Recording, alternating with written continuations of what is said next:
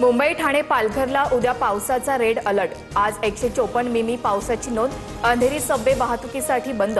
मिठी नदीच्या पाणी पातळीत वाढ। कुर्ला परिसरातल्या झोपडपट्टी वासियांना सावधानतेचा इशारा। 6 जुलैपर्यंत मुसळधार पाऊस आणि वादळाचा धोका। अनावश्यक प्रवास टाळा। सरकारने दिलेला अलर्ट गांभीर्याने घ्या। मुख्यमंत्री फडणवीसांचं नागरिकांना आवाहन।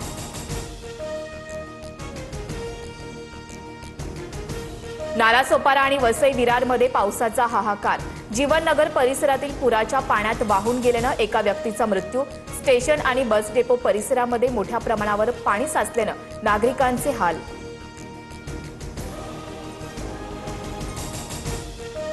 पालघर जिल्ह्यामध्ये मुसळधार पाऊस। नद्या, ओढे आणि तलावांना आलेल्या पुरामुळे अनेक गावांचा संपर्क तुटला। बोईसर आणि डहाणू तालुक्यामध्ये जनजीवन विस्कळीत। बाजारपेठेतील मुख्य रस्त्यावर 1 ते 1.5 फुटापर्यंत पाणी।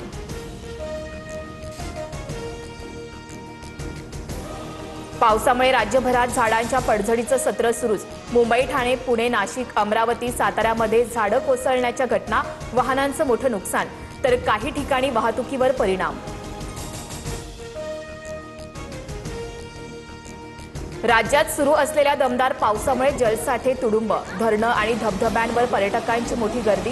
पनवेलच्या खारघरमधील पांडवकडा धबधब्यावर 2 मुलं वाहून गेली। शोध सुरू।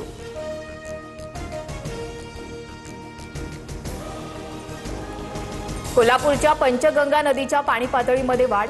19 बंधारे पाण्याखाली तर रायगडमधील अंबा नदी आणि खेडमधील जगबुडी नदीने देखील इशारा पातळी ओलांडली। नागरिकांना सतर्कतेचा इशारा।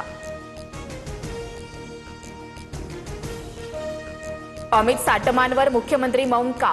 बेफाम वागणाऱ्यांकडून राजीनामे घ्या। राज ठाकरेंचं मुख्यमंत्री फडणवीसांना पत्र।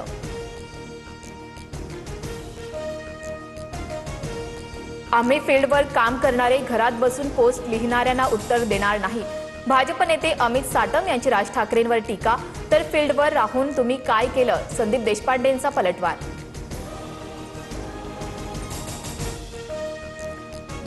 वरळीच्या सातबाऱ्यावर कुणाचंही नाव लिहिलेलं नाही। पुढे काय करायचं हे वरळीकर ठरवतील।